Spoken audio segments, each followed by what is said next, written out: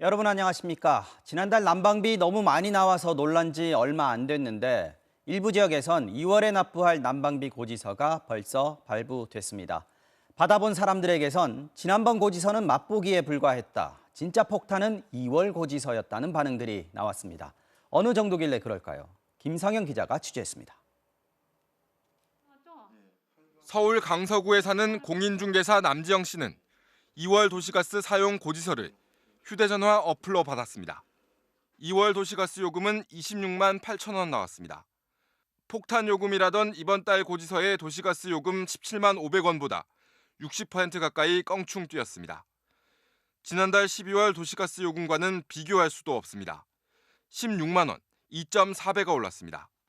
1월하고 2월하고 거의 똑같이 난방을 했는데 이번 달 요금이 진짜 너무 많이 나왔어요.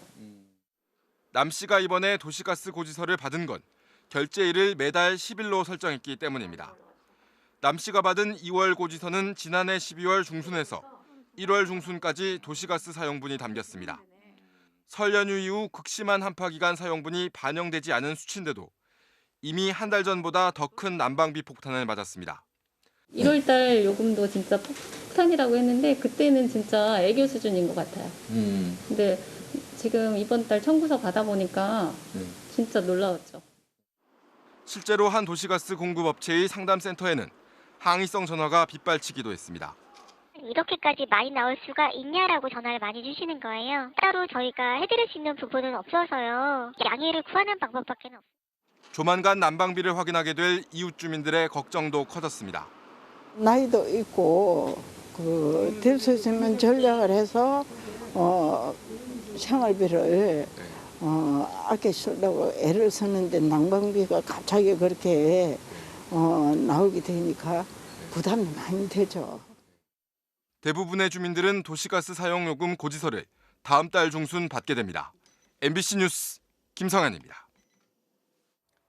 네, 2월 난방비 고지서는 본격적으로는 다음 달 중순부터 발부될 텐데요. 이달에 발부된 지난해 12월분 난방비만 해도 아파트 같은 공동주택에서 전년 대비 평균 50% 넘게 많이 나온 걸로 나타났습니다.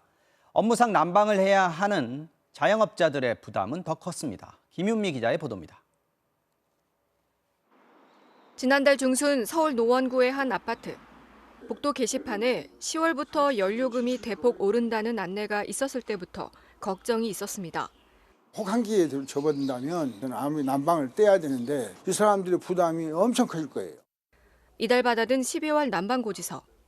전국 아파트 평균 난방비를 조사했더니 제곱미터당 514원, 1년 전보다 53.9% 올랐습니다. 도시가스와 연료금 자체는 각각 38% 정도 올랐습니다. 하지만 강력한 한파 때문에 난방 수요가 늘어나 실제 인상폭은 더 커졌습니다. 자영업자들의 시름은 더 깊어졌습니다. 물가 안정을 위해 주택용 요금은 묶어두다 작년부터 올리기 시작했지만 산업용 요금은 원료비가 변할 때마다 고스란히 요금에 반영해 상승폭이 58%에 달했습니다. 일반 가정과 똑같이 난방을 했더라도 요금 부담은 더 클 수밖에 없는 구조입니다. 학생들 난방을 안 해줄 수가 없잖아요. 원생이 적은 고시원들은 적자가 날 수 있는 상황이죠. 하지만 자영업자에 대한 별도의 난방가스 요금 지원 대책은 나오지 않고 있습니다. 가스와 전기는 소상공인 영업의 필수 불가결한 요소입니다. 에너지 비용 상승분이 고스란히 소비자 가격에 반영될 경우 물가 상승과 소비자 부담 증가로 이어질 수 있고 2월분 관리비 고지서에는 당장 올해부터 오른 전기요금이 반영됩니다. 전기요금은 올 초부터 킬로와트 시당 13.1원, 9.5% 인상됐는데 기존 전기 사용 말고도 전열기를 난방용으로 쓰는 경우도 많아 서민들의 부담은 더 늘어날 것으로 보입니다. MBC 뉴스 김윤미입니다. 윤석열 대통령이 어제 난방비 지원을 취약계층뿐 아니라 중산층과 서민까지 확대하라고 지시했죠. 그런데 여권에서 이 돈을 어디서 마련할지를 두고 오늘 혼선이 빚어졌습니다. 추경은 안 하겠다고 이미 공언해 놨는데 추경 없이 중산층과 서민을 지원하는 게 사실상 불가능하기 때문입니다. 이기주 기자입니다. 난방비 폭등으로 여론까지 악화되자 어제 윤석열 대통령은 중산층과 서민까지 지원하라고 지시했습니다. 중산층, 서민의 난방비 부담을 경감하는 방안을 적극 검토할 것을 참모들에 지시했습니다. 하지만 돈이 문제입니다. 취약계층 117만 가구 지원에 들어가는 돈은 1,800억 원. 하지만 중산층이라고 볼 수 있는 소득 하위 80%까지 지원하면 10배가 훨씬 넘는 돈이 필요합니다. 대통령실은 신중한 태도를 보였습니다. 최상목 경제수석은 대통령의 지시는 큰 틀에서 난방비 경감 방법을 망라해 검토하라는 취지라고 말했습니다. 그러면서 일단 서민 계층에 대한 지원을 최대한 직접적으로 하는 게 우선순위라고 밝혔습니다. 중산층은 빼놓은 겁니다. 국민의힘도 고민에 빠졌습니다. 야당의 추경 요구를 포퓰리즘이라고 일축했는데 추경이 없으면 지원 확대가 불가능하기 때문입니다. 대통령께서는 중산층에 대한 지원 방안도 강구하라고 했는데 재원 대책이 아직 덜 마련되고 중산층까지 범위를 넓힐 수 있을지에 대한 결정이 안 된 걸로 그렇게 보고를 받았습니다. 민주당은 중산층까지 4,100만 명에게 1인당 10만 원에서 25만 원씩 총 7조 2천억 원을 지원하자고 거듭 요구했습니다. 대통령이 어제 조금 전향적인 취지의 발언을 한 만큼 속도감 있게 대안을 만들고 총괄적으로 그것이 최대한 추경에 반영될 수 있도록. 정부와 여당은 모레로 예정됐던 당정 협의도 기한 없이 미뤘습니다. 추경 없이 대통령의 지시를 어떻게 이행할지 난방비 추가 대책이 나오기까지는 시간이 꽤 걸릴 것으로 보입니다. MBC 뉴스 이기주입니다. 미분양 아파트가 빠르게 늘고 있습니다. 심각한 수준인데요. 지난 한 달 사이에만 전국에서 10,000호 넘는 아파트가 미분양으로 등록되면서 2012년 이후 10년 만에 미분양 물량이 최대치를 기록했습니다. 정부가 설정한 위험선도 훌쩍 넘겼습니다. 박철영 기자입니다. 서울 강북구의 칸타빌 수유 팰리스. 지난해 청약 경쟁률은 6대 1이었지만 당첨자들이 잇따라 계약을 포기하면서 서울의 대표적인 미분양 아파트 단지가 됐습니다. 가격 하락에 대한 기대감 또는 이제 고금리 상황이 겹쳐서 많은 분들이 해지를 했고요. 사실 그 해지에서 저희는 더 계약금도 다 돌려주고 그렇게 하고 나니 지금 현재로서는 이제 분양률이 한 20여 % 정도 되는 거예요. 미분양 아파트 수는 한 달 새 부쩍 늘었습니다. 수도권에만 11,035호로 6.4% 증가했습니다. 지방은 훨씬 심각합니다. 57,072호로 전달에 비해 20%가량 폭증했습니다. 전국 미분양 아파트는 모두 68,107호로 한 달 전 58,005호에 비해 17.4% 늘었습니다. 증가세도 가파릅니다. 정부가 자체적으로 설정한 위험 경계 62,000호를 훌쩍 넘는 수치로 지난 2012년 12월 이후 10년 만에 최대치입니다. 미분양 주택이 늘어나는 경우는 건설사의 PF 대출 이자나 원금도 상환하기 어렵게 되고요. 연쇄적으로 자금 압박이 경제에 충격을 줄 수 있습니다. 작년 12월에만 전국에서 건설업체 401곳이 폐업 신고를 했습니다. 일각에선 건설사 연쇄 부도가 더 빨라질 수 있다는 우려도 나옵니다. 사업 자체는 망하고 시행사는 지금 다 직원도 다 그만두고 이런 이제 상황에서 부동산 침체를 반영하는 지표는 또 있습니다. 지난해 국내 주택 거래량은 50만 8천여 건으로 2021년도의 절반 수준으로 뚝 떨어졌습니다. 대한주택건설협회는 미분양이 경제 전반에 악영향을 줄 수 있다며 위기를 호소하고 정부가 선제적 대응에 적극 나서야 한다고 촉구했습니다. MBC 뉴스 박찬현입니다. 많은 건설사들이 아파트를 지을 때 자기 돈으로 짓지 않죠. 부동산 사업에 자금을 조달하는 이른바 프로젝트 파이낸싱, PF로부터 돈을 빌려서 짓는데 지금처럼 미분양 물량이 많아지면 건설사들이 그 돈을 못 갚게 되고 그러면 돈 빌려준 부동산 PF 역시 흔들리게 되는데 자금 규모가 상당히 큰 만큼 자칫 금융위기 사태로까지 번질 수 있습니다. 바로 그 우려가 커졌다고 본 정부가 대책 마련에 나섰습니다. 고재민 기자가 전해드립니다. 쌓여가는 미분양은 곧 부동산 PF의 위기입니다. 건설사들이 분양대금을 받아야 돈을 빌려왔던 부동산 PF에 갚을 수 있는데 이게 불가능해지기 때문입니다. 정부도 부동산 금융 리스크를 불안 요인으로 보고 대책 마련에 나섰습니다. 올해 금융시장 불안 요인으로 꼽히는 부동산 PF 부실화에 대비해서 부동산 시장 연착륙에도 만전을 기해 나가겠습니다. 정부는 우선 부동산 사업에 돈을 빌려준 채권자들이 모인 대주단 협의회를 꾸려 대출 만기를 연장하거나 사업 정상화를 추진할 수 있게 관련 협약을 정비하기로 했습니다. 만약 사업을 살리기 어렵다고 판단되면 그땐 자산관리공사 등을 중심으로 부실한 부동산 PF 채권을 사들일 수 있도록 1조 원 규모의 펀드를 마련하기로 했습니다. 부동산 PF가 계속해서 문제가 된다면 부동산 PF발 유동성 경색 위기가 또다시 나타날 가능성은 여전히 생각해 볼 수 있는. 감독당국도 지난해 부동산 PF발 유동성 위기를 겪었던 증권사들을 경고하고 나섰습니다. 이복현 금감원장은 외부로부터 유동성을 지원받은 일부 증권사들이 다시 유동성에 부담을 발생하는 일이 없도록 해야 한다며 임직원 성과급 지급이나 현금 배당을 자제하라고 직접 언급했습니다. 위기 국면임을 강조하면서 증권사 내부의 도덕적 해이가 몰고 올 파장을 차단하기 위한 경고라는 해석입니다. MBC 뉴스 고재민입니다. 삼성전자가 지난해 4분기 실적을 발표했는데 회사를 떠받치던 반도체의 영업이익이 적자만 겨우 면한 수준인 것으로 나타났습니다. 지난해 하반기부터 시작된 반도체 한파가 수치로 드러난 셈입니다. 하지만 삼성전자는 올해도 생산이나 투자를 줄이지는 않겠다며 정면 돌파를 선언했습니다. 배주환 기자입니다. 2,700억 원. 삼성전자가 지난해 4분기에 반도체로 벌어들인 돈입니다. 적자만 겨우 면한 수준인데 8조 원 넘게 벌었던 1년 전의 3%에 불과한 수준으로 하락폭은 무려 97%입니다. 4천억에서 8천억 원 정도를 점쳤던 증권사 예상치보다도 훨씬 낮았습니다. 지난해 하반기부터 이어진 경기 침체로 반도체가 들어가는 제품들도 팔리지 않았고 재고가 그대로 쌓이면서 반도체를 찾는 수요도 가격도 모두 뚝 떨어졌습니다. 전 세계적 반도체 한파에 이미 SK하이닉스, 마이크론 같은 회사들은 지난해 말부터 감산에 들어간 상황. 삼성전자의 시선이 집중됐지만 인위적인 감산에는 선을 그었습니다. 오히려 47조 원 규모였던 지난해 수준으로 투자를 이어나가겠다고 밝혔습니다. 재고 조정 자체가 지금까지 이어져 오고 있습니다. 이러한 시황 약세가 당장의 실적에는 우호적이지는 않지만 미래를 철저히 준비할 수 있는 좋은 기회라고 생각하고 있습니다.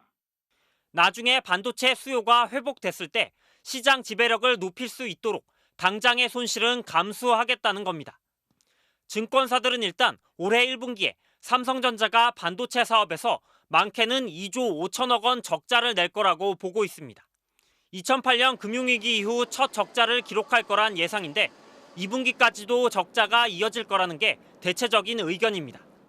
3분기 들어가서야 재고 정리가 끝난 그런 고객들이 재고를 다시 좀 쌓기 시작을 했고 4분기 들어가면은 이제 수요가 조금씩 개선되기 시작할 거로 보여져요.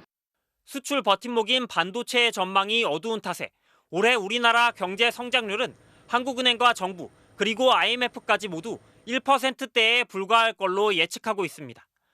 MBC 뉴스 배주환입니다.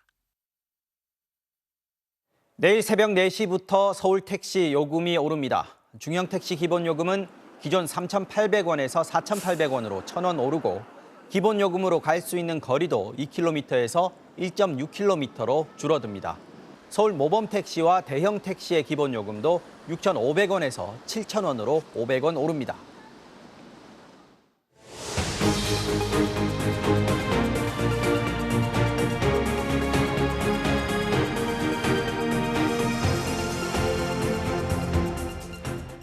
중국이 내일부터 한국에서 들어오는 모든 입국자들에 대해서 코로나19 검사를 의무화하고 양성이 나오면 격리 조치를 하겠다고 했습니다.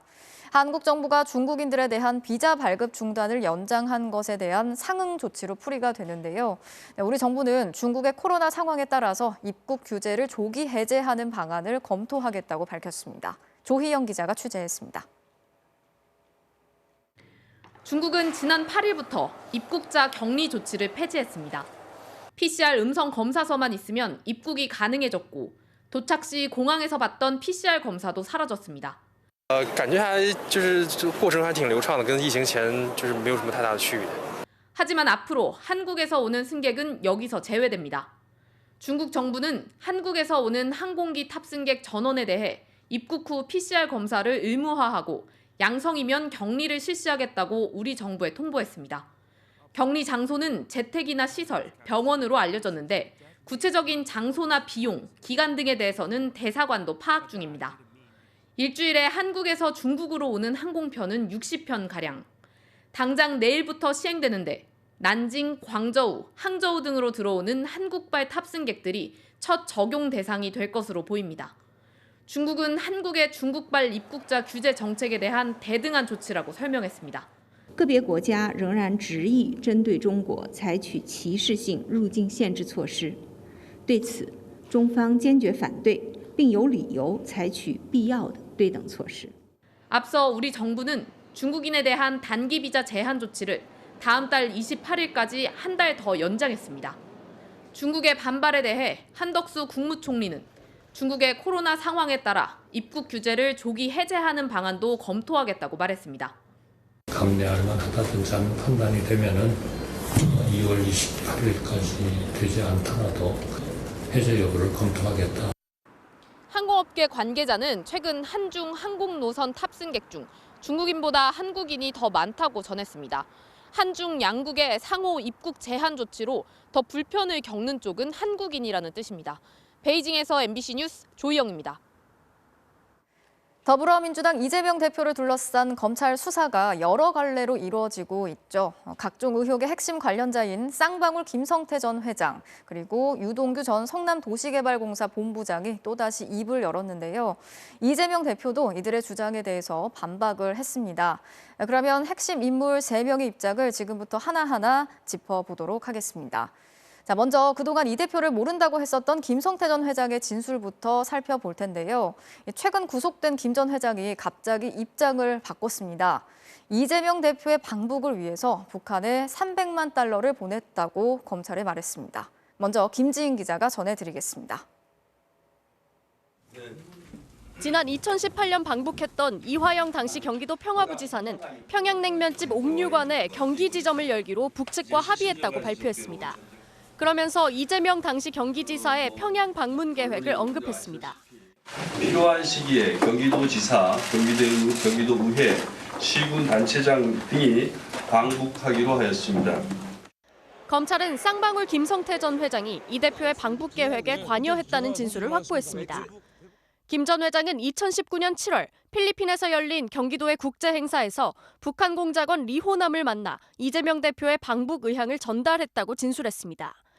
리호남은 500만 달러를 비용으로 요구했는데 김 전 회장은 300만 달러로 협상한 뒤 이 돈을 북측에 보냈다고 진술했습니다. 검찰이 의심해온 경기도의 대북 사업 비용 외에 추가 송금이 있었다고 시인한 겁니다.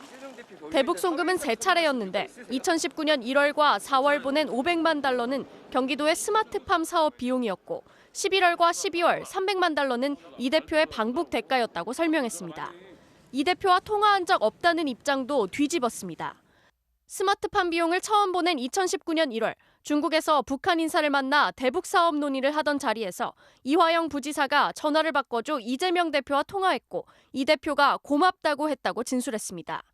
다만 송금한 돈은 쌍방울 회사 돈이 아닌 개인 돈이며 이재명 대표를 직접 만난 적은 없다고도 말했습니다. 검찰은 진술이 사실인지 당시 경기도의 대북 사업 과정을 확인하는 한편 쌍방울이 이 대표 변호사비를 대신 내줬는지 자금 흐름을 추적하고 있습니다. MBC 뉴스 김지인입니다. 유동규 전 성남도시개발공사 본부장은 어제에 이어서 오늘도 대장동 사업의 배후로 이재명 대표를 지목하면서 작심 발언을 이어갔습니다. 방대한 사업이 일사천리로 진행되도록 한 몸통이 바로 이재명 대표였고 당시 이재명이라는 이름은 금기어였지만 개발업자 모두가 알고 있었다고 말했습니다. 신재훈 기자가 취재했습니다. 유동규 전 성남도시개발공사 본부장이 다시 취재진 앞에 섰습니다. 하루 전 변호인의 입을 빌린 것과 달리 이번엔 직접 입을 열었습니다. 어떻게 일사천리로 다 진행될 수 있었겠습니까? 그 방대한 일들이. 성남시로부터 뭔가 내려오거나 그다음에 재검토라든지 이런 상황이 전혀 없습니다. 이재명 당시 성남시장이 대장동 개발과 특혜의 몸통이라는 겁니다. 정영학 녹취록에서 대장동 일당들이 천화동인 1호의 주인을 유동규 전 본부장으로 지목한 데 대해선 이렇게 설명했습니다. 이재명 지사 그 당시에는 이름은 사실상 뭐라고 그럴까요? 불문율이라고 할까요? 금기했던 사안이었기 때문에 다 알고 있었고 같이 공유했던 내용들입니다. 이 대표가 모든 걸 부인하면서 들통이 나면 다른 말을 하는 게 반복된다며 자신은 숨은 때를 말끔히 벗겨낼 생각이라고도 했습니다. 유 전 본부장은 앞으로는 재판에서 말하겠다며 인터뷰를 하지 않겠다고 선언했습니다. 검찰은 김만배 씨와 정영학 회계사를 불러 이 대표가 제출한 진술서의 사실관계를 교차 확인했습니다. 이 대표에 대한 2차 조사는 이번 주가 아닌 다음 주말로 미뤄질 가능성이 높아 보입니다. 이번 주 토요일인 4일 민주당은 서울 도심에서 국민보고대회를 열기로 했고 일요일인 5일은 12구 참사 발생 100일로 각종 추모 행사 참석이 예상되기 때문입니다. 조사가 예정보다 늦어지는 건 아닌지 묻는 질문에 검찰은 이 대표 측 변호인과 일정을 조율하고 있다고만 답하며 말을 아꼈습니다. MBC 뉴스 신재용입니다. 이재명 대표는 정면 반박에 나섰습니다. 먼저 김성태 전 회장의 진술에 대해서는 검찰의 신작 소설이라고 일축했는데요. 민주당도 김 전 회장의 일방적인 주장일 뿐이라고 반박했습니다. 이 대장동 개발의 몸통이 이재명 대표라는 유동규 전 본부장을 향해서도 증거부터 제시하라고 반박했습니다. 이어서 박윤수 기자가 전해드리겠습니다. 기자들의 질문이 쏟아지자 이재명 민주당 대표는 검찰의 소설이라고 잘라 말했습니다. 아마 검찰의 이제 신작 소설이 나온 것 같은데 종전의 창작 실력으로 봐서 잘 안 팔릴 겁니다. 민주당도 황당무계, 허무맹랑이라고 했습니다. 먼저 방북을 위해 북한에 돈을 보냈다는 시점을 문제 삼았습니다. 2019년은 하노이 북미회담이 결렬되고 북한과 대화가 끊긴 때였는데 경기도지사가 북한에 가는 건 말이 안 된다고 했습니다. 또 북한의 스마트팜 지원 사업을 추진했던 건 맞지만 유엔의 대북 제재로 현금이 아닌 현물 지원을 검토했고 그나마 무산됐다고 밝혔습니다. 경기도 관계자도 MBC와의 통화에서 2020년 8월이 돼서야 스마트팜 사업이 유엔 제재에서 면제됐지만 실제 사업이 진행된 건 아무것도 없다고 말했습니다. 당시 국제 정세를 고려하면 검찰 주장은 한마디로 기초적인 사실관계조차 확인하지 않은 황당무계한 소설입니다. 대장동 개발의 몸통이 이재명 대표라는 유동규 전 본부장을 향해서도 증거부터 제시하라고 반박했습니다. 유동규 전 본부장이 자기 혐의를 조건 반사적으로 이재명 대표에게 돌린다는 의심이 든다는 겁니다. 이재명 대표는 비명계 의원들이 주축이 된 토론회에 참석했습니다. 당내의 다양한 목소리들을 듣는 것이 저의 역할이기도 하죠. 검찰 수사가 조여오면서 혹시 모를 당내 분열을 미리 막고 결집을 호소하려는 의도로 보입니다. MBC 뉴스 박인수입니다. 자, 그러면 법조팀 나세훈 기자와 함께 검찰 수사 상황 짚어보겠습니다. 나세훈 기자 나와 있는데요. 자, 이 쌍방울 김성태 전 회장은 이재명 대표를 전혀 모른다고 그렇게 강하게 주장을 했었는데 갑자기 왜 태도를 바꾼 겁니까? 네, 검찰이 부인할 수 없을 정도로 분명한 자료를 제시하면서 추궁을 했다는 게 김성태 전 회장 변호인의 설명입니다. 예. 검찰은 이미 쌍방울 임직원 수십 명을 조사해서 상당수를 재판에 넘긴 상태입니다. 또 김 전 회장이 강제 송환된 직후에 구속 전 신문도 포기하면서 이 수사에 협조하는 태도를 보이기 시작했었죠. 네. 받고 있는 혐의가 이제 4천억 대 배임과 횡령 그리고 다른 여러 가지 혐의도 있다 보니까 예. 반박이 어려운 부분은 인정하고 협조를 하는 게 유리하다 이렇게 판단한 것으로 보입니다. 그렇군요. 지금 보면은 수사의 무게가 변호사비 대납보다는 이제 네. 대북 송금 쪽으로 옮겨가는 것 같은데 이 대북 송금 의혹으로 이재명 대표가 다시 검찰 조사를 받게 될까요? 단언하기는 어려운 상황인데요. 근데 벌써부터 이 대표의 조사가 불가피하다는 얘기가 흘러나오고 있습니다. 네. 누가 어떻게 줬는지 불분명했던 변호사비 대납보다도 핵심 관계자의 구체적인 진술이 이미 확보됐기 때문입니다. 청탁 대가의 뇌물성 송금이었다면 범죄 혐의는 더 무거워질 수밖에 없는데요. 다만 이 북한 전문가들에게 물었더니 김 전 회장 진술에 몇 가지 의문을 제기했습니다. 이 스마트팜 사업은 돈을 버는 이권 사업이 아니라 북한 농촌을 인도적으로 지원하는 사업이거든요. 그렇죠. 굳이 뒷돈을 줘가면서 추진했겠냐는 그런 의문이고요. 예.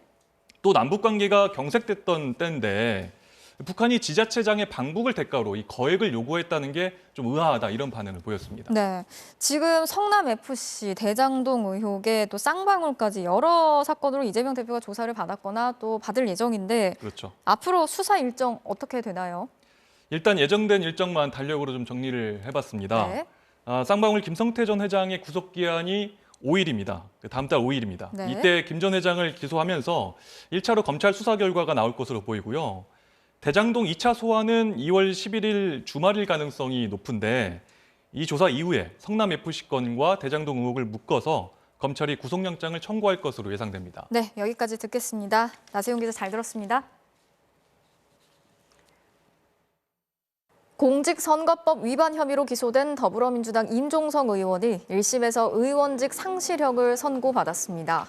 수원지법 성남지원은 지난해 3월 대선을 앞두고 선거운동에 참여한 당원들에게 금품 제공을 지시한 혐의 등으로 기소된 임 의원에게 징역 4개월에 집행유예 2년을 선고했습니다. 임 의원은 판결에 동의할 수 없다면서 항소 의사를 밝혔습니다.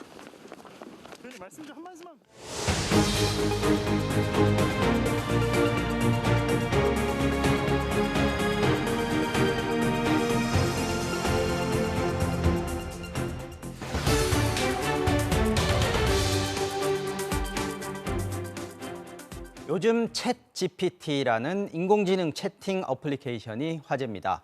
구글 같은 기존의 거대 IT 기업들이 긴장할 정도인데요.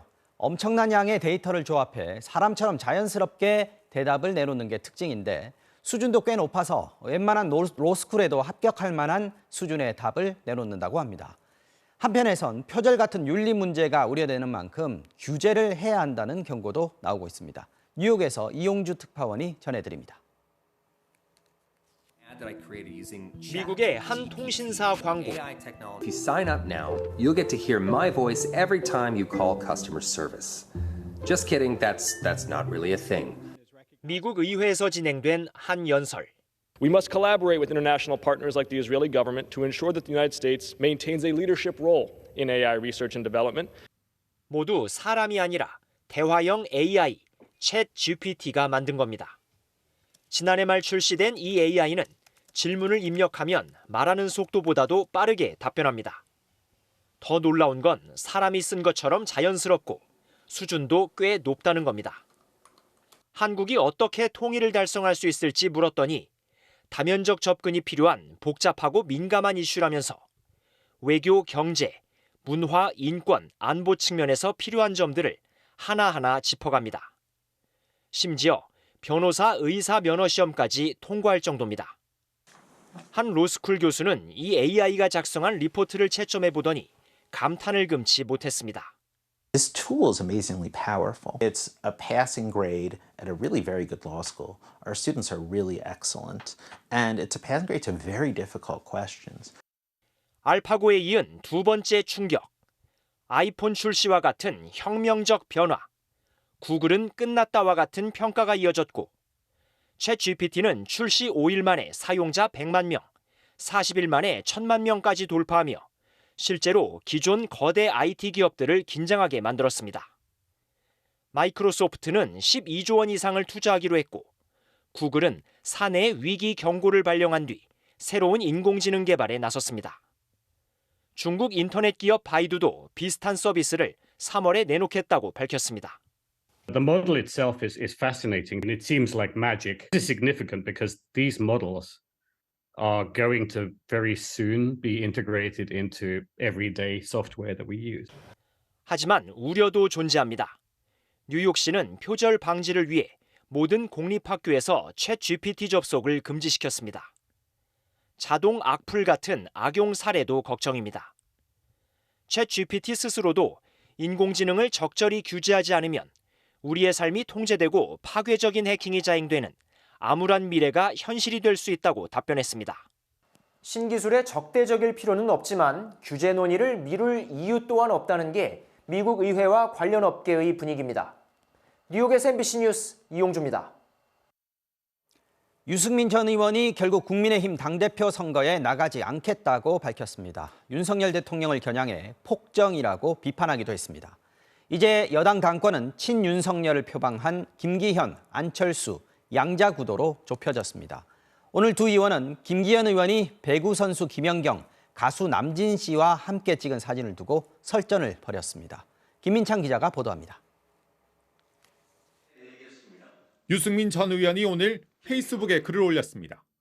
충분히 생각했고 아무 의미가 없다며 불출마를 선언했습니다. 폭정을 막고 민주공화정을 지키겠다는 말도 했습니다. 출마는 접었지만 윤석열 대통령에 대한 비판은 더 강해졌습니다.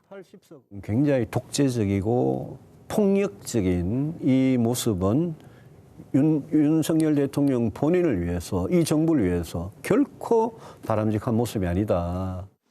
나경원 전 의원에 이어 유승민 전 의원까지 떨어져 나가면서 국민의힘 선거는 양강 구도로 좁혀졌습니다. 김기현, 안철수 두 의원의 신경전은 거칠어지고 있습니다. 지난주 김기현 의원이 페이스북에 올린 사진. 배구 선수 김연경, 가수 남진 씨와 한 음식점에서 함께 찍었습니다. 저를 응원하겠다며 꽃다발까지 준비해줘서 감사하다고 썼습니다. 그런데 가수 남진 씨가 한 언론 인터뷰에서 김기현 의원을 그날 처음 봤고 꽃도 누가 갖고 온지 모르겠다. 당혹스럽다고 말했습니다. 연출 사진이냐는 논란이 벌어졌습니다. 있어서는 안 되는 일이 사실은 일어난 겁니다. 일방적으로 사진을 올리셨기 때문에 이런 일이 발생했습니다만 남진 씨가 의원님을 모른다 이렇게 얘기를 했는데 거기에 대해서 어떻게 해요? 그 자리에서 만났으니까 모르는 사이는 아니겠죠. 사진 속에 있는 꽃다발은 어디서 준비한 거예요? 그거는 제가 알 수가 없죠. 김기현, 안철수 두 의원 모두 윤심을 내세우고 있습니다. 유력 주자였던 유승민, 나경원 전 의원이 중도 포기하면서 국민의힘은 친윤석열계가 장악할 가능성이 높아졌습니다. MBC 뉴스 김민찬입니다. 지난 12월에 시작된 정부 부처들의 신년 업무 보고가 어제 마무리됐습니다.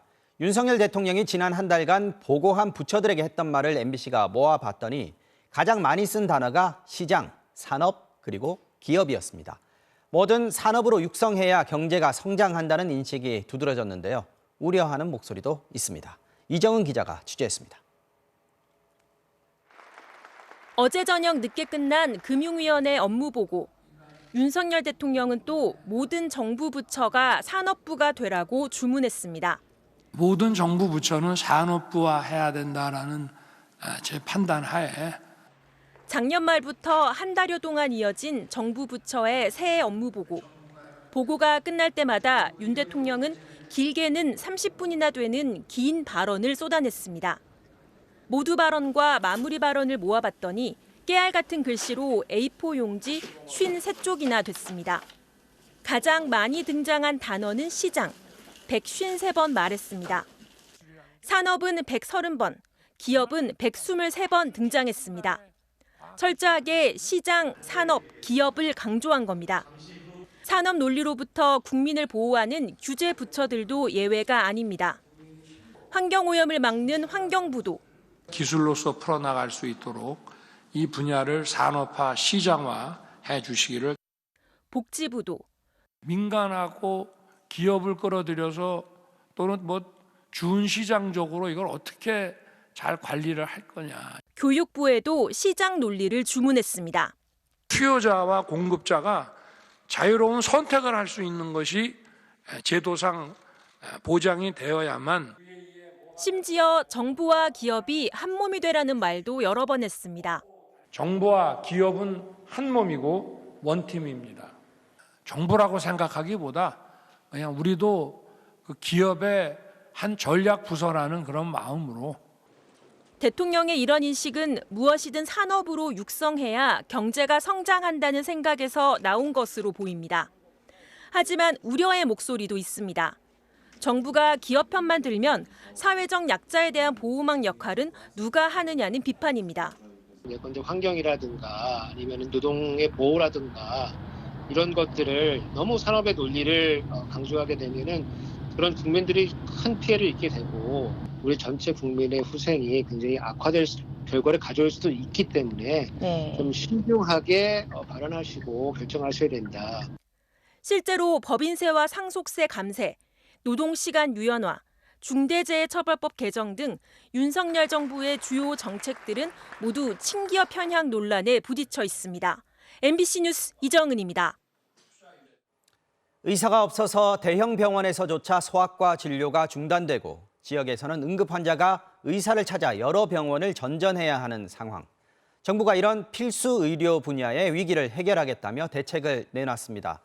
그런데 여기에 의료사고가 발생했을 때 의료진의 형사처벌을 면제해주는 방안을 검토하겠다는 내용이 포함돼 논란이 일고 있습니다. 이준범 기자가 들여다봤습니다. 지난 2017년 이대 목동병원 중환자실에서 신생아 4명이 치료를 받다 숨졌습니다. 오염된 주사기가 원인으로 지목되면서 의료진 3명이 구속됐습니다. 재판부는 사망과의 연관성을 입증하기 어렵다며 무죄를 선고했지만 이 사건 이후 전공의들의 소아과 기피 현상이 심해졌다는 게 의료계의 주장입니다. 그런 것들을 보면서 자라난 전공의들이 후배들한테 권유하겠습니까? 굉장히 큰 영향을 미쳤다고 생각을 하고요. 정부는 필수 의료 대책을 발표하면서 의료진에 대한 형사처벌 특례를 검토하겠다고 밝혔습니다. 고의나 큰 잘못이 없는 불가항력적인 의료사고는 형사처벌 대상에서 제외한다는 겁니다.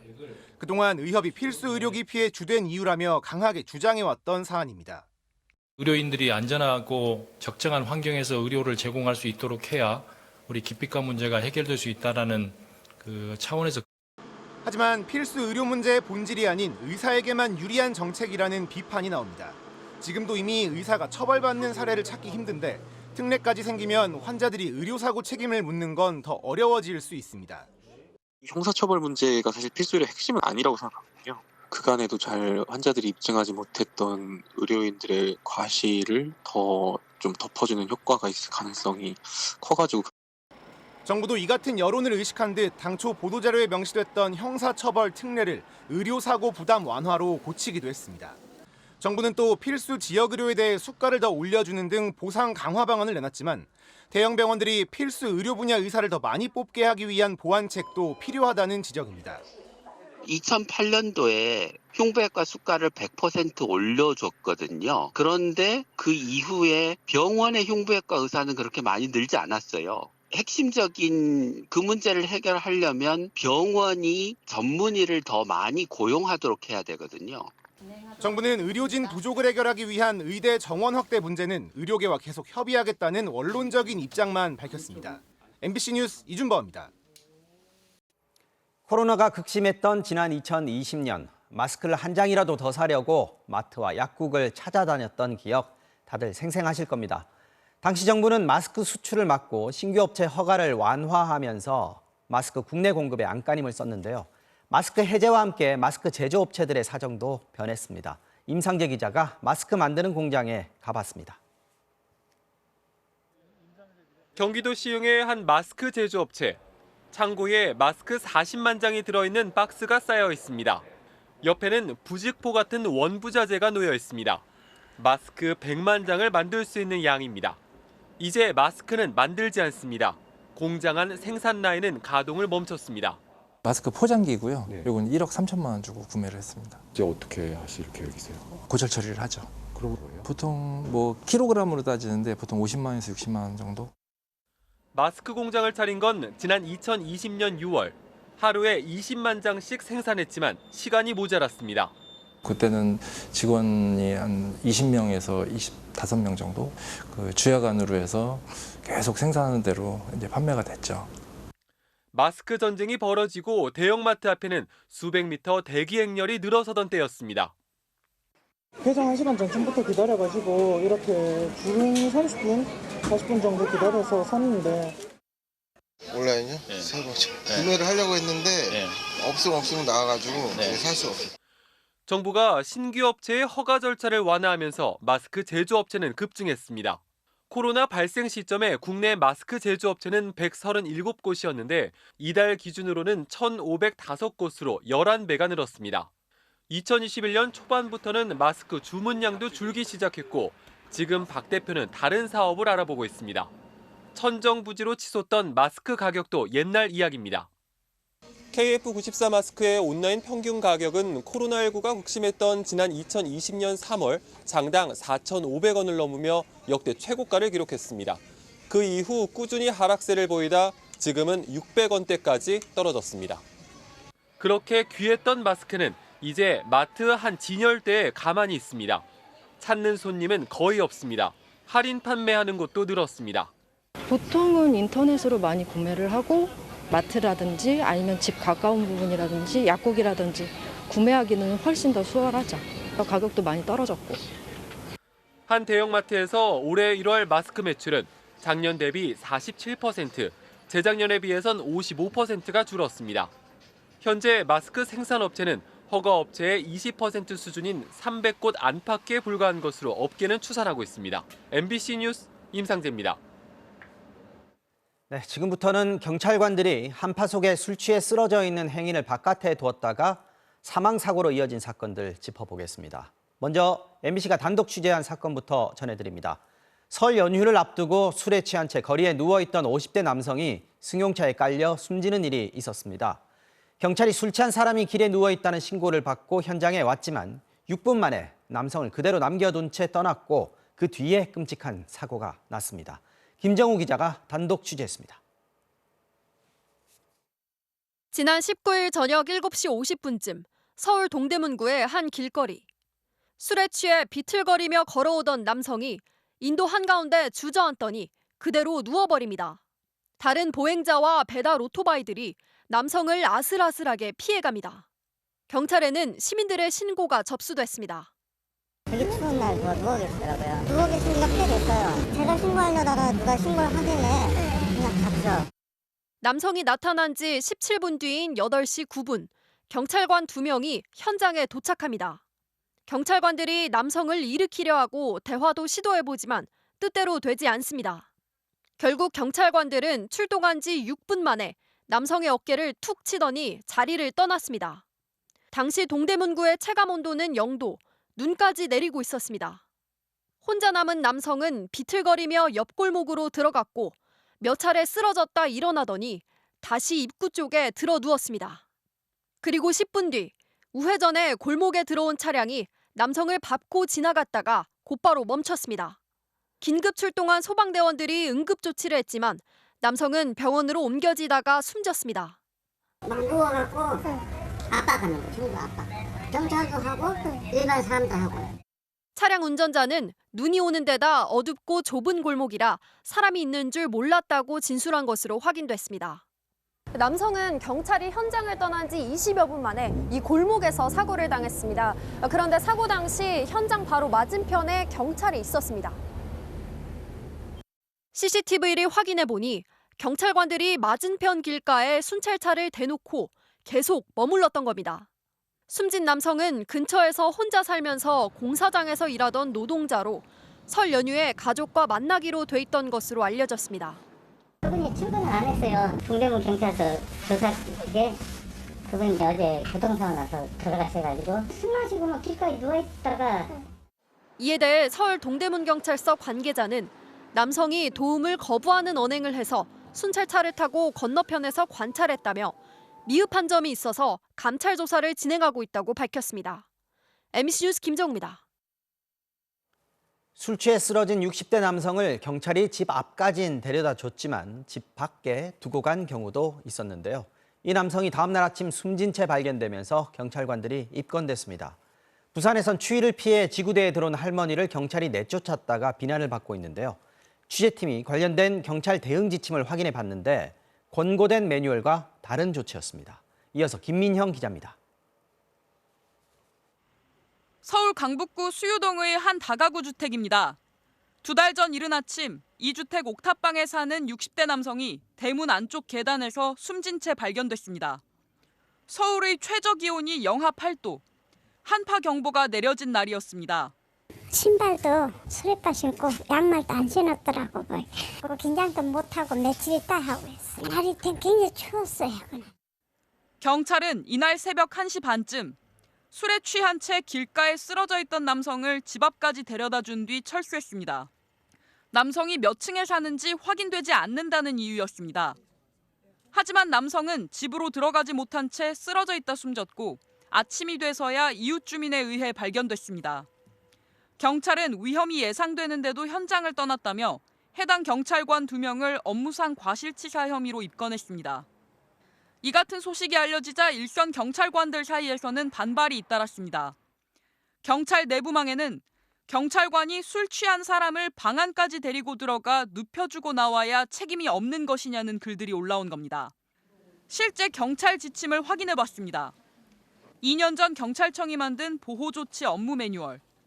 단순 주취자는 보호조치 대상이 아니라서 귀가를 권유하는 수준이지만 의식 없이 만취한 사람은 응급구호 대상자로 분류하고 호흡이나 심장박동 등을 확인한 뒤 구급대에 연락해 병원으로 옮기게 돼 있습니다. 또 도로에 주취자가 누워있는 경우는 의료 조치가 필요할 경우 119에 연락하고 필요 없는 경우도 귀가 조치 및 보호자 인계를 해야 합니다. 지침 위반 논란이 불가피해 보이는 대목입니다. 이런 가운데 부산에서는 한파에 몸을 녹이러 지구대에 들어간 할머니가 쫓겨난 사건이 발생해 경찰이 사과하기도 했습니다. 한파 속 일선 경찰관들의 대응을 두고 논란이 확대되자 경찰은 오늘 저녁 경찰청장 주재로 회의를 열고 대책을 논의한 것으로 알려졌습니다. MBC 뉴스 김민영입니다. 추운 날씨 속에 난방비까지 치솟으면서 특히 취약계층들이 힘겨운 겨울을 보내고 있는데요. 이들의 겨울이 조금이나마 따뜻해지길 바라는 마음으로 기부를 하는 손길도 이어지고 있습니다. 전북 임실군에서는 한 익명의 기부자가 난방비로 써달라면서 4억 5천만 원을 기부하기도 했습니다. 강동엽 기자가 취재했습니다. 전북 임실군 삼계면에 3년째 얼굴 없는 천사가 나타났습니다. 사회복지 공동모금회를 통해 올해도 4억 5천만 원을 기부했습니다. 2년 전인 2021년 3억 7천여만 원을 시작으로 지난해 4억 3천여만 원을 기부했고 올해는 특히 한파에 고생하는 이웃들의 어려움까지 감안해 4억 5천만 원을 쾌척했습니다. 저소득층 1,200세대가 자녀 수에 따라 5달 동안 매달 30만 원에서 50만 원씩 지원받을 수 있는 액수입니다. 주민들은 고마울 일이죠. 말 없이 그렇게 소문 없이 자기를 나타내지 않고 기부를 한다는 것은 참 어려운 일입니다. 자신을 알리지 말라는 것이 기부의 첫째 조건. 그 외엔 일정한 날에 입금하고 지원 결과를 알려달라고만 했습니다. 항상 어려운 사람을 살피는 삶을 살라고 당부한 삼계면 출신 아버지의 뜻을 이어받은 것으로 알려졌습니다.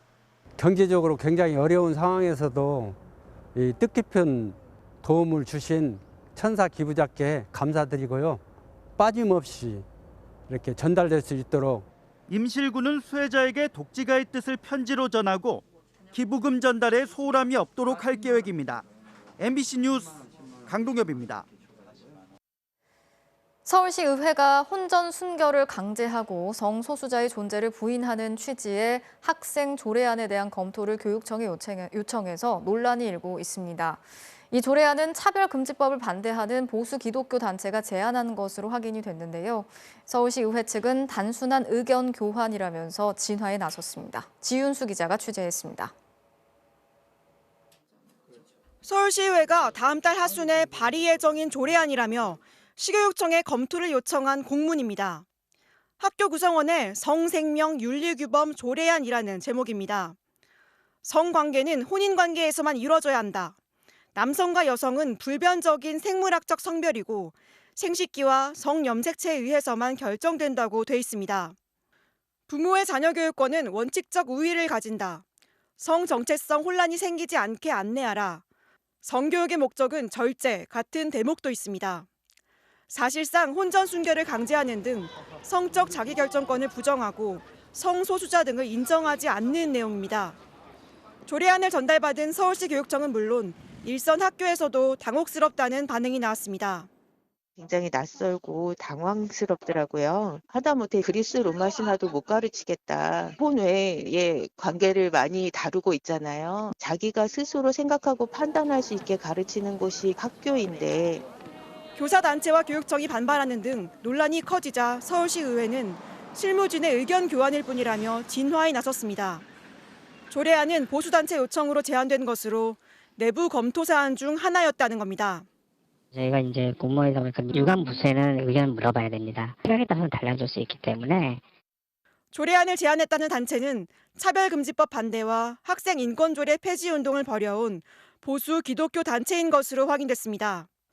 서울시의회는 발의 여부는 미정이라고 밝혔지만 당시 공문에 의원 발의 예정이라고 돼 있던 만큼 불씨가 아직 꺼지지 않았다는 관측도 나오고 있습니다.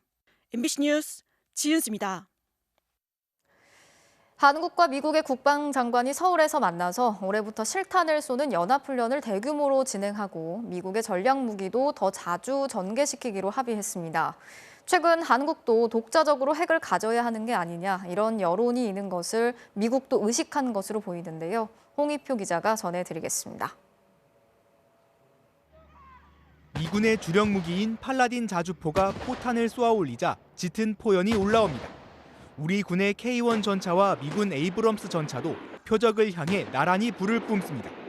지난해 한미 연합연습 당시 펼쳐진 합동 화력 운용 장면입니다. 북한의 핵과 미사일 위협에 대응해 올해는 한미가 연합연습의 규모를 대폭 키우기로 했습니다. 특히 야외에서 실탄을 쏘는 훈련이 확대됩니다. 당장 다음 달엔 북한의 핵 공격을 가정해 상황별로 대응 절차를 숙지하는 확장 억제 수단 운용 연습도 실시합니다. 3개월 만에 서울에서 또 회담을 가진 한미 국방장관들은 이례적으로 전략 무기들을 직접 열거하며 더 자주 한반도로 전개될 것이라고 강조했습니다. F-22s, F-35s. We also deployed a carrier strike group to visit the peninsula. You can look for more of that kind of activity going forward. 한미가 확고한 신뢰를 바탕으로 한 능력을 가지고 있고 그런 것을 보여줌으로써 핵 개발, 도발, 억제하는 효과가 있다. 독자적인 핵무장이 필요하다는 한국의 여론이 세진 것도 의식한 것으로 보입니다. 미국이 다양한 수단으로 북한 핵을 억제할 수 있는 만큼 전술핵 배치 등은 필요 없다는 겁니다. The United States and the ROK are committed to denuclearization of the Korean Peninsula. The U.S. commitment to the defense of Korea is ironclad. 한미일 3국의 안보 협력도 강조됐는데 조만간 차관보급 회의를 열어 북한 미사일 정보 공유 확대 등을 논의하기로 했습니다. 이번 한미 국방장관 회담에선 인도태평양 전략 연계도 언급돼 이 지역에서 중국을 의식하는 미국 입장도 반영된 것으로 보입니다. MBC 뉴스 송희표입니다. 첫 전셋집을 마련하는 신혼부부와 청년들을 속인 이른바 깡통 전세 사기 일당 100여 명이 무더기로 경찰에 붙잡혔습니다. 기존의 전세 사기와는 달리 노숙자나 신용불량자들의 명의를 범행에 이용한 것으로 드러났습니다. 박준호 기자가 취재했습니다. 서울 관악구의 한 빌라입니다. 지난 2021년 7월 결혼을 앞두고 집을 구하던 30대 남성은 한 집주인과 전세 계약을 맺었습니다. 금액은 4억 3,700만 원. 그런데 임차인이 들어오자마자 같은 금액으로 집 매매 계약도 이뤄졌습니다. 순식간에 집주인이 바뀌었는데 새 집주인은 부산역 일대의 노숙인이었습니다. 이 노숙인은 지난해 파산 선고를 받았고 최근 지병으로 숨졌습니다. 임차인은 전세금을 누구에게 돌려받아야 할지 막막해졌습니다. 그런데 부동산 계약에 관여했던 브로커와 공인중개사 등은 수수료로 8,700만 원을 챙겼습니다. 30대 이제 중반인데 이제 모은 돈 다 날린다 생각하면 되게 속상하죠. 그래서 이제 개인적으로 변호사를 찾아서 이제 민사도 걸었던 거고. 경찰이 서울과 경기도 수도권 일대 빌라 전세 사기를 수사한 결과 명의를 사고 팔거나 계약을 주도한 컨설팅 관계자 등 113명을 적발했습니다. 이들은 전세와 매매를 동시에 진행하는 깡통 전세 사기 수법으로 총 전세금 361억 원 상당의 빌라 152채를 계약했고 45억 원의 부당 이득을 챙겼습니다. 뒷돈을 받고 명의를 빌려준 이들은 대부분 부산역 노숙자이거나 신용 불량자였습니다. 보증보험에조차 이제 가입하지 않은 피해 임차인들은 일단 전세 기간이 만료되면 현재 바지 매수자에게 요구를 할 수밖에 없는데 연락도 안 되고 대면할 수 없고 하니까. 경찰은 전세 보증보험에 가입하면 보증금에 문제가 없다거나 고액의 이사비 지원 같은 특혜를 제시하면 깡통전세 사기를 의심해야 한다며 주의를 당부했습니다. MBC 뉴스 박준호입니다. 세월호 참사 유가족에 대한 국가배상 판결이 법무부가 상고를 포기하면서 7년여 만에 확정됐습니다. 앞서 2심 재판부는 국군 기무사령부가 세월호 유가족을 사찰해서 사생활 자유를 침해한 사실이 인정된다면서 868억 원을 배상하라고 판결했습니다.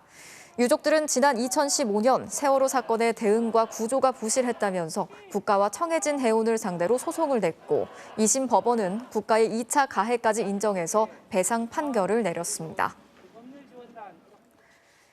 12구 참사가 발생한 지 어느덧 100일이 다가오고 있습니다. 유가족들이 진상규명을 위한 특별조사기구 설치 등을 촉구하면서 이번 주에 집중 추모 행동에 나섰는데요.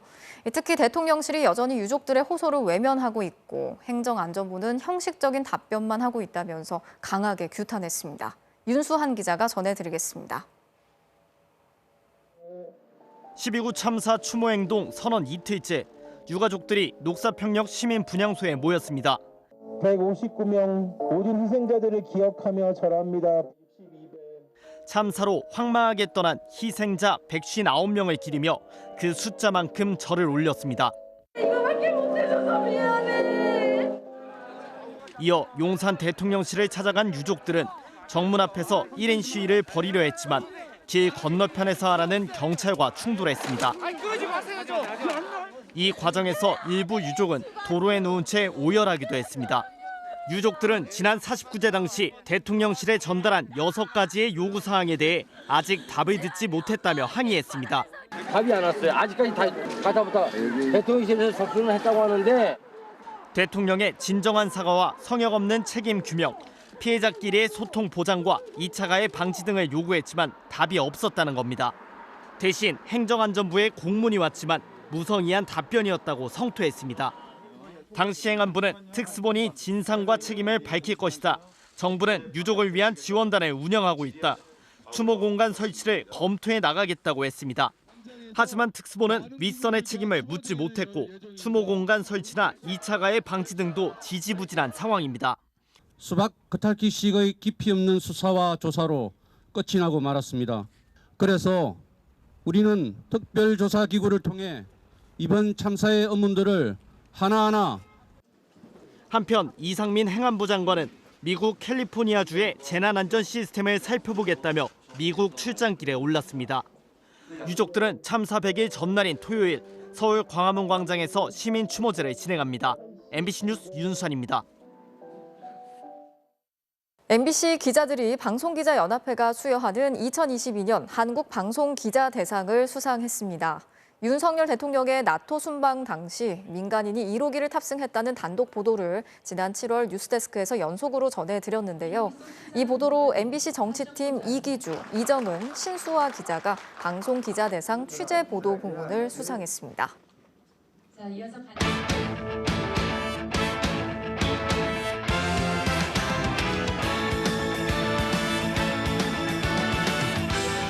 화요일 밤 스포츠 뉴스입니다.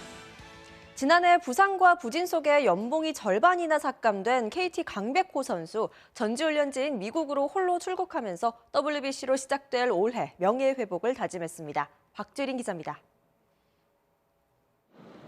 강백호가 홀로 출국장에 나타났습니다. KT 선수단은 이미 이틀 전 미국으로 떠났는데 구단과 연봉 협상에 진통을 빚는 바람에 혼자서 뒤늦게 출국길에 오른 겁니다. 5억 5천만 원에서 절반 가까이 삭감된 2억 9천만 원의 도장을 찍은 강백호. 한때 이정후와 함께 5년차 최고 연봉을 기록했던 괴물타자의 자존심에 상처가 남았습니다. 뭐라 말을 해야 되지? 뭐 연봉이 다는 아니니까요. 네, 그래서 신경을 많이 안 쓰고 있고 그리고 뭐 어떻게 됐든 잘 팀에서 잘 조율이 됐기 때문에. 지난해 2차례 부상과 함께 찾아온 시련. 전체 경기에 절반도 나서지 못했고 성적도 기대에 크게 못 미쳤습니다. 그래도 누구보다 강백호를 잘 아는 이강철 감독의 신뢰 속에 명예회복을 누리게 됐습니다. 못했던 거는 맞지만 그만큼 저를 믿어주시고 하셨으니까 거기에 또 제가 보답을 해드리는 게 맞다라고 생각을 하고 틀리지 않았다는 모습을 보여드려야 된다라고 생각을 합니다. 도쿄올림픽에서의 실망스러운 경기력과 태도 논란으로 아픔을 겪은 만큼 태극마크의 무게감도 달라졌다는 강백호. 어딜 가든 막내였고 어딜 가든 좀 책임감이 덜했었는데 연차도 쌓이고 그러다 보니까 책임감을 갖고 선수로서는 증명을 해줘야 된다고 생각을 하기 때문에 과정보다는 결과가 더 중요하죠. 유난히 힘겨웠던 한 해를 뒤로하고 자존심 회복을 위한 순간을 겨루고 있습니다. 대한민국을 대표해서 나가는 만큼 누가 되지 않도록 열심히 좋은 모습 많이 보여드리겠습니다. MBC 뉴스 박두린입니다. 빅토르안 등 7명이 지원해 관심을 모았던 성남시청 빙상팀 코치직 공개 채용이 논란 속에 최종 합격자 없이 끝났습니다. 앞서 최민정 선수는 입장문까지 올렸습니다. 최민정과 이준서, 김건희 등 쇼트트랙 대표팀 선수들이 대거 포진한 성남시청 빙상팀 코치 채용 전역에 모두 7명이 지원을 했었죠. 이 중 베이징 올림픽에서 중국 쇼트트랙 대표팀을 이끌었던 김선태 감독과 빅토르안이 포함돼 더 큰 주목을 받았는데요. 최종 합격자 발표를 하루 앞둔 어젯밤 에이스 최민정 선수가 SNS에 글을 올렸습니다. 선발 과정이 공정하고 투명해야 한다. 역량이 뛰어나며 소통이 가능한 코치님이 오셔야 한다는 내용인데 전날 빅토르안과 김선태 전 감독이 최종 후보에 오르지 못했다는 게 알려지면서 선수들이 두 지도자의 탈락에 반발한 게 아니냐는 추측이 나오기도 했는데요. 팬들 사이에서 갑론을박이 벌어지자 최민정은 입장문은 면접 사흘 전인 1월 9일에 성남시에 제출했던 입장문이라며 코치 채용 과정에서 지도자 덕목보다 사회적인 이슈가 주를 이뤄 안타까움에 용기를 냈다고 해명했습니다. 논란이 커지자 성남시청도 부담스러웠을까요? 오늘 합격자가 없다고 발표했습니다. 채용 절차는 다시 진행될 예정인데요. 관심이 집중된 만큼 과정은 정말 투명해야 할 것 같네요. 지난 카타르 월드컵을 앞두고 부상 중이던 손흥민 선수에게 찰칵 세리머니로 특별한 응원을 건넸던 오브리그 팀이 있는데요. 어쩌면 그 팀과 손흥민 선수의 토트넘이 FA컵에서 인연을 이어갈지도 모르겠습니다. 김태훈 기자입니다. 카타르 월드컵 개막을 3주 앞두고 불의의 부상으로 수술대에 올랐던 손흥민. 팀 동료 벤 데이비스는 오브리그 팀 렉섬에 손흥민 응원 메시지를 부탁했습니다. 손흥민이 한 다큐멘터리를 보고 렉섬의 팬이 됐기 때문입니다. 그리고 렉섬 선수들은 월드컵 직전 리그 경기에서 골을 넣은 뒤 단체로 찰칵 세리머니를 연출했습니다. 구단 SNS까지 응원 사실을 알렸습니다. My friend Tom Lockyer plays for Wales, and he was with Ben Davies the other day, and Ben Davies said that Sonny for Tottenham is a massive Wrexham fan now. So we sent him a message, and we done his celebration when we scored. 소속팀, 국가대표, 친구까지 세 다리를 걸친 기묘한 인연만큼 오브리그 렉섬 역시 특별한 팀입니다. 웨일스에서 가장 오래된 159년의 팀 역사에 3년 전엔 배우 레이놀즈가 구단을 인수해 더욱 화제를 모았습니다. Anything can happen in this sport, so why couldn't Wrexham, theoretically make it all the way to the Premier League one day? 어제 FA컵에서 셰필드와 3대3으로 비긴 렉섬은 대진 추첨 결과 재경기에서 승리하면 16강에서 토트넘을 만나게 됩니다. 그래서 오늘 구단 SNS에 맞대결을 바라는 찰칵 세리머니 사진도 올렸습니다. 손흥민의 멀티골 활약으로 16강에 오른 토트넘. 손흥민과의 영화 같은 인연에 오브리그의 반란을 꿈꾸는 렉섬. 그 맞대결 성사 여부에 기대가 모아집니다. MBC 뉴스 김태훈입니다.